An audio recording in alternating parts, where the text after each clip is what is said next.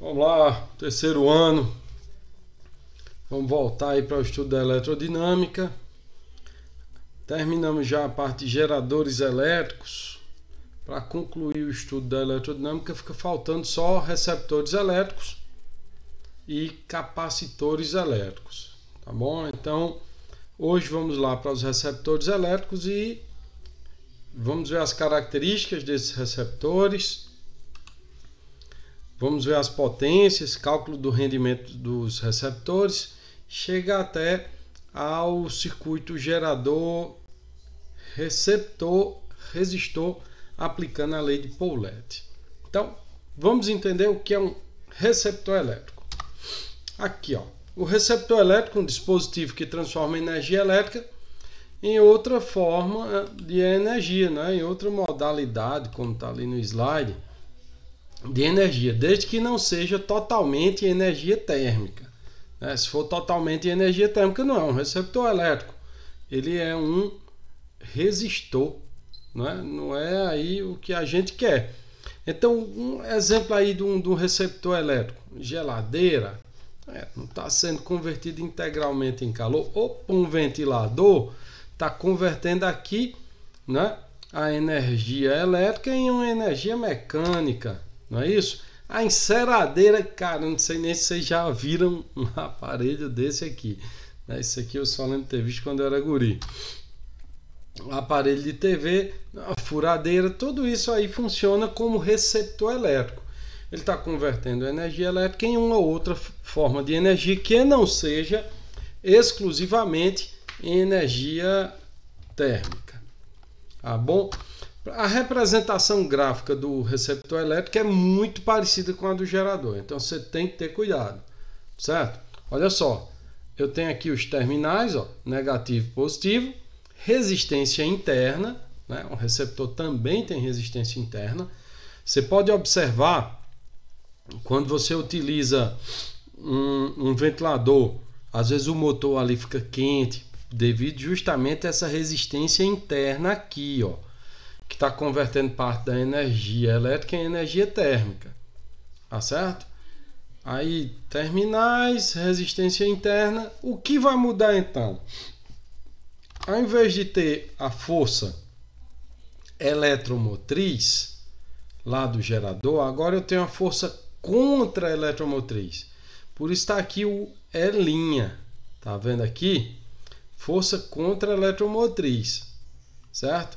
No caso, a orientação da corrente no gerador, ela sai do terminal positivo e vai para o negativo, né? Dando a volta no circuito. Já no receptor, não. Ele entra no terminal positivo e sai no terminal negativo. Tá certo? Vamos seguindo adiante aqui. Vou falar um pouquinho mais aí a respeito dessa força contra-eletromotriz, né? Ela representa a energia elétrica que cada unidade de carga de corrente fornece ao receptor. Ou seja, é a DDP útil do receptor elétrico, né? É o que ele recebe para converter aí em uma outra forma de energia que não seja exclusivamente energia térmica. A TV aqui revoltada, ó, né? Tá o cara dormindo e a TV ligada ali, trabalhando. Deve estar zangada por isso. Então você tem a DDP aqui, ó. No caso, o gerador aqui está sendo representado pela tomada que recebe, mas não é bem a tomada, né? A gente tem aí as usinas de geração de energia elétrica, mas aí é onde recebe essa tensão elétrica, essa DDP, e aí ele converte essa energia elétrica em uma outra forma de energia, no caso aqui a força contra-eletromotriz. Equação do receptor. Não sei se vocês estão lembrados, mas qualquer coisa é só rever a aula anterior dos geradores elétricos. A equação do gerador, ela fornecia lá para a gente, não é isso? A DDP que era liberada lá no circuito.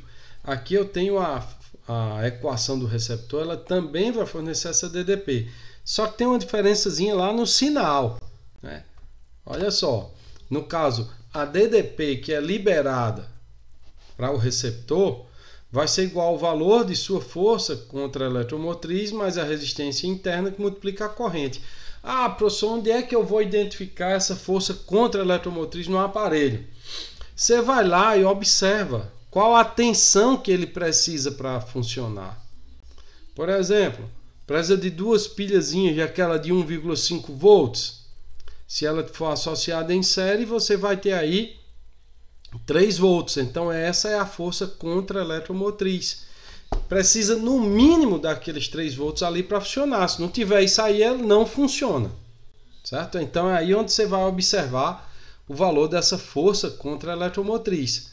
Então a equação do receptor é essa aqui. U, que é a tensão elétrica que ele recebe do gerador, é igual a E', né, a força contra a eletromotriz, mais a resistência interna que multiplica a corrente a qual esse receptor está sendo submetido. Tá bom? Vamos agora para as potências aí do receptor. Semelhante ao gerador, eu vou sempre ficar fazendo essa comparação, né? O receptor, ele também tem 3 potências. Tem a potência que é fornecida para ele, ó. Esse pote F aqui, né, que ele recebe do gerador, vai ser quem? A DDP, que multiplica a corrente elétrica. Ah, professor, eu quero fazer o cálculo disso aqui. Fácil. Sua residência, tomada lá, 220 volts. É essa tensão aqui, ó, que você está submetendo seu aparelho de TV, por exemplo. Aí multiplica pela corrente que ele está usando. Então essa é a potência que é fornecida para o receptor. A potência útil, tá aqui, ó, pote U, é a potência que é utilizada pelo receptor. Essa potência útil vai ser quem, então? O produto da força contra a eletromotriz, está aqui, ó, que multiplica a corrente a qual ele está sendo submetido. Então, potência útil aqui. E por último, a potência dissipada, né? Parte da energia vai ser dissipada aí na forma de calor. Então você vai ter aí essa potência dissipada, que vai ser quem? O produto da resistência interna com o quadrado da intensidade da corrente elétrica que ele está sendo submetido. Esse receptor elétrico. Tá bom? E a potência total, então, tem como ser obtida de outra forma? Tem. A potência total, que é essa potência fornecida, é a soma da potência útil com a potência dissipada. Como vocês podem ver aqui na equação. O rendimento, né? A gente vai comprar um aparelho, aí dá uma olhada lá. Eita, esse aparelho aqui é classificação A, B, C. Aquilo ali, ele está fazendo uma relação entre o rendimento desse aparelho. A gente classifica como A os aparelhos elétricos que têm um baixo consumo de energia, ou seja, o rendimento dele vai ser muito alto. Para você calcular o rendimento do seu aparelho é fácil. Ó, potência útil dividido pela potência fornecida. Simplificou aqui a equação, ó, corta corrente com corrente. Então o rendimento, representado aqui pela letra eta, não é? Eta linha aqui, vai ser a força contra a eletromotriz dividido pela DDP a qual ele está sendo submetido. Tá certo?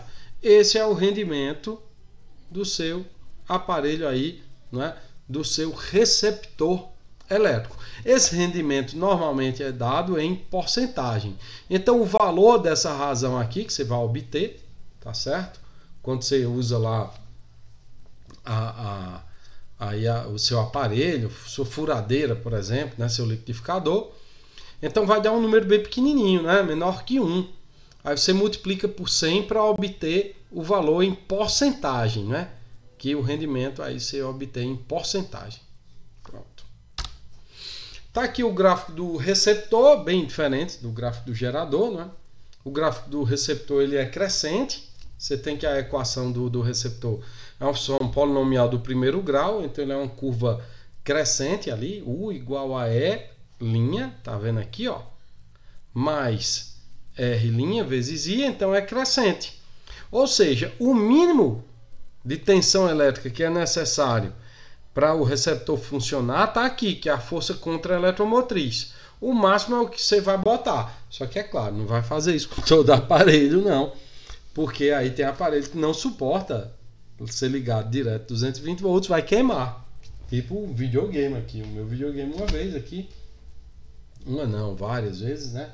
A gurizada ligou ele sem estar no transformador, né? Depois eu vou falar com vocês de transformador no estudo do magnetismo. Então botou lá sem estar no transformador de 220 para 110 volts, puf, queimou ali a fonte do videogame. Que coisa, né? Perdi a fonte, tive que comprar uma fonte nova. Tudo a ver com o nosso conteúdo aqui, ó. Então, por exemplo, a minha fonte lá era de 110 volts, a do videogame, né? Então era a tensão aqui, ó, que ele estava precisando para funcionar. Podia ser até um pouco maior, podia, só que nem tanto, né? O menino botaram em 220 volts.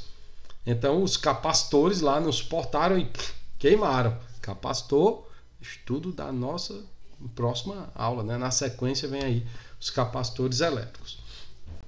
Então aí não suportou, saiu queimando tudo quanto era capacitor lá da placa da fonte, né? Da fonte do videogame, certo? Vamos seguindo aí.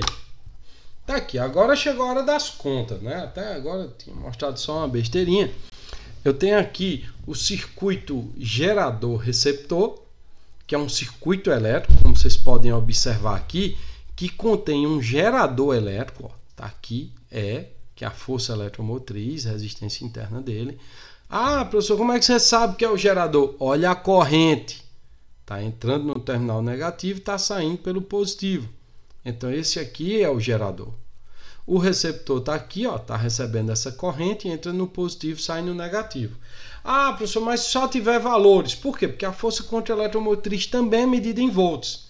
Se só tiver valores aqui, então você olha, o que tiver maior valor é o gerador. Por quê? Porque ele tem maior força eletromotriz para que possa ligar o receptor. Tá certo? Então se tivesse aqui 15 e 10 volts, então tá aqui 15 volts é o gerador, ele é quem está liberando isso aí para o circuito. Ah, professor, como eu posso determinar essa corrente elétrica aqui? De novo pela lei de Paulet. Olha a equação aqui, ó. I é igual a E menos E', né? Força eletromotriz do gerador menos a força contra-eletromotriz do receptor, dividido pela resistência interna do gerador mais a resistência interna do receptor. Bem simples a equação. Só substituir ali. Isso para um circuito gerador-receptor. Como nem sempre é assim que acontece, se você tiver um circuito gerador, receptor, resistor. Vamos lá. Gerador está aqui, ó. Resistor e aqui eu tenho o receptor. Nesse caso, a equação só muda um pouquinho.